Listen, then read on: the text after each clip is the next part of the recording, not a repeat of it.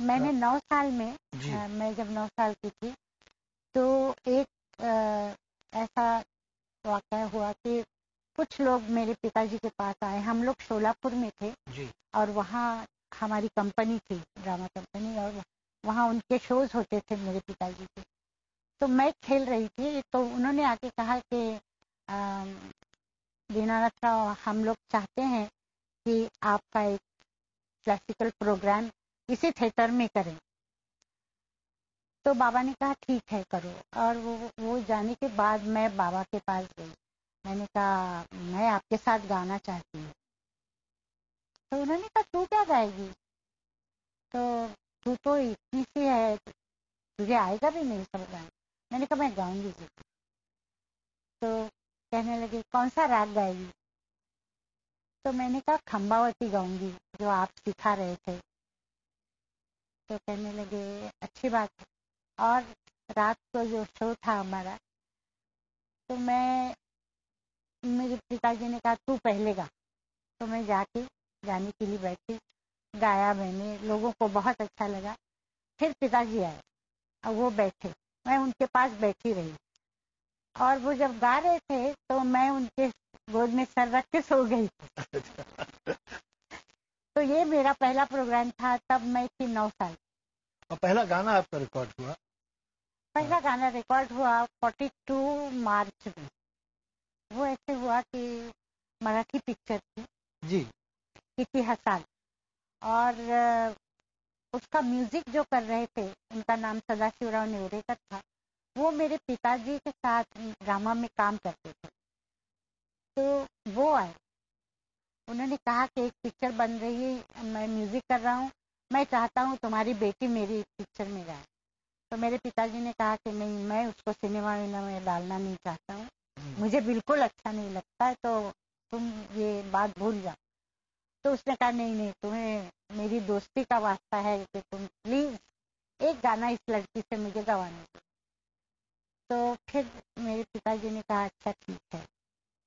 मैं गई, उनका गाना गाया। वो पिक्चर भी नहीं आई, गाना भी नहीं। कहाँ रिकॉर्ड हुआ था गाना? गाना रिकॉर्ड हो गया जी, कहाँ हुआ था? वहाँ सरस्वती सिनेटोन था, पूना में। पूना में। तो आपको वो दिन याद है कैसे आप घर से निकली, कैसे गई? ये बहुत बड़ा एक्सपीरियंस होगा ना, पहली बार गाना रिकॉर्ड हो रहा है। हाँ, और मैं उससे पहले क्लासिकल प्रोग्राम करती थी मेरे पिताजी के साथ। तो उतना डर नहीं लगा। सिर्फ वहां जाके, और वसंत जोगलेकर उसके डायरेक्टर थे। और उस जमाने में सुवर्ण लता करके एक हीरोइन थी, वो थी वहां पे। गाना गा के मैं शाम को वहां से निकल आई। बहुत देर तक चलता रहा और फिर वो पिक्चर बनी। ये बात मार्च की है। अप्रैल में मेरे पिताजी की डेथ हुई। पिताजी की डेथ होने के बाद दूसरा कोई मेरे पास ये नहीं था कि मैं घर में पैसे कैसे लाऊं, क्योंकि हम लोग 4 बहनें, एक भाई, और आप सबसे बड़ी और बहन? मैं सबसे बड़ी। माँ बहुत ये हो गई थी, परेशान। तो मेरे पास मास्टर विनायक आए और उन्होंने कहा कि तुम मेरी पिक्चर में काम करोगी क्या? ये मास्टर विनायक वही जिनकी बेटी बड़ी मशहूर हीरोइन नंदा थी। नंदा जी। और वो मराठी में बहुत मशहूर थे। उनकी एक ब्रह्मचारी पिक्चर बनी थी, वो उस जमाने में बहुत चली थी जी। उनका बहुत नाम था। तो उन्होंने कहा कि तुम उसका नाम था पिक्चर का पहली मंगला गौर, और उसमें मैंने उनको कहा कि मैं काम करूंगी।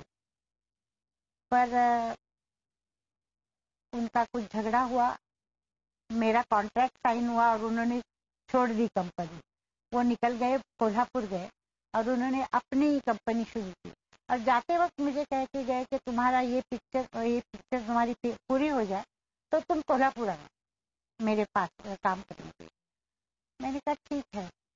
तो 3 महीने लगे उस पिक्चर को और 300 रुपये मिले मुझे पिक्चर के। मैंने उसमें काम किया था, 2-3 गाने थे और उस वक्त वो गाना मेरा एक चला था। तो वहाँ से मैं कोल्हापुर आई और कोल्हापुर में मास्टर विनायक के यहाँ मैंने नौकरी शुरू की है। अनिल विश्वास जी, मैं उनके असिस्टेंट, और यूसुफ भाई मतलब दिलीप कुमार जी। हम लोग ट्रेन से गोरेगांव जा रहे थे। तो लोकल ट्रेन से उस वक्त सभी लोकल ट्रेन से जाते थे, तो मैं भी थी उसमें। मेरी